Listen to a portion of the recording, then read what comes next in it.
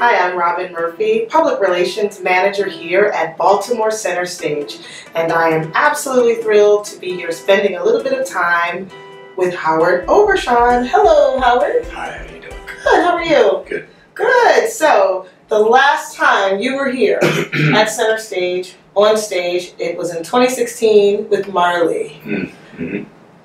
What was that experience like? I think it starts with Kwame, man. He's just, there's no one like him. You know, he's a rock star. So getting to work with him so closely, because I was in the first workshop of the play that was here, and but also to be involved with professional Broadway, musical theater artists. It just blew my mind. I've never been part of that process. I didn't sing in the show, but it was incredible to be at rehearsal. And a lot of times when they call you, they try to utilize your time well. So, if you're not in a scene, you're not called for that segment of the day.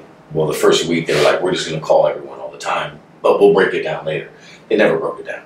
But no one cared because every day it was just magical what was happening in the room. And to that end, did you know, it sounds like you knew early on, I'm about to be a part of something really special. Yeah, I think that... Or when did that happen? When did something come on and you're like... No, I think when I first read it and was in the room for the first workshop, and there was the actor Dule Hill was the first Bob Marley. He was incredible. He was incredible. But that's when I really knew. But you just know, I've been blessed and been to be part of some really special shows and world premieres. Kwame brought together. It really starts with Kwame because he brought together all the elements, and it was unbelievable. What was your favorite part of that production? What was I know there was a lot. Yeah. But did something stand out as significant? Well, I'll say that the most special thing for me personally is to have been part of it not from Kwame. Kwame had written a version of something before this version, and that was a long time ago. But for this production, I got to be part of it from the beginning. And that to me is very special. Because it feels historical, it's like being part of history. And so to be in the first group and then to be called in the second group, and it changes a little bit, and you're like, oh, you're still here, and then there was when we got together the final time, he just said, everyone, this is the cast. I didn't even know. I thought we were still working through it. So in Marley, you played Jamaican Prime Minister Michael Manley. Great guy. And so in that, do you find any parallels between the controversies politically in Jamaica in that role that can be paralleled with the religious conflicts in your current role in the Christians? There is a crack in the foundation of this church, and I'm not talking about the building.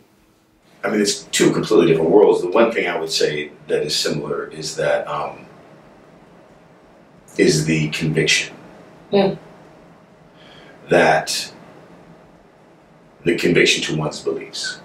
So, I mean, I'm not going to get into specifics, but, in a general sense, Jamaica was going through a civil war at that time. And the things some of the stories that were told during rehearsal from the Jamaican cast members, people that were there, and it was horrible, some of the stuff that happened. But,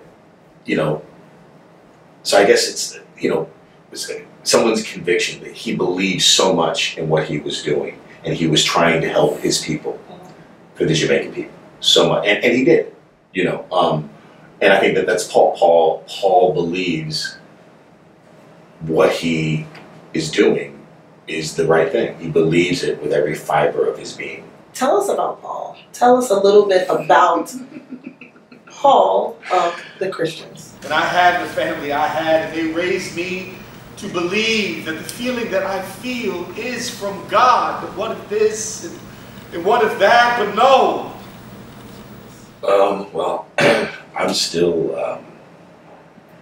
getting to know Paul. The thing that's been tricky with Paul is the balance of, I guess, ego and being a human being and conviction and beliefs. To be I assume to be the pastor of a mega church that you need to have a certain amount of ego, you know, or whatever that is to do that, you know. So that was the tricky thing, is like finding the conflict with Paul. The most special part for me is the music in the choir, I think, and the fact that they are doing what they love to do, and there's such a joy in what they do, without them realizing that they are just as, like, they don't even realize how much they affect me. I've told them, like, they acted shocked, you know, they're like, oh, I'm just singing, or I'm just playing music.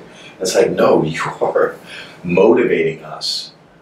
It's just incredible. There's nothing like, I've never done a play like this. There is nothing like this. And so, you know, there's always, to me, it's always a spiritual experience. The Christians is affecting audiences in a powerful way. Oh, very much. And I think that's the important thing. That's the takeaway. Yeah. And you sharing your gift is obviously a huge part of that. Oh, well, thank you. Yeah. So thank you, and thank you for letting us into your dressing room. Yes. Happy to be here, and look at my time. Thank you.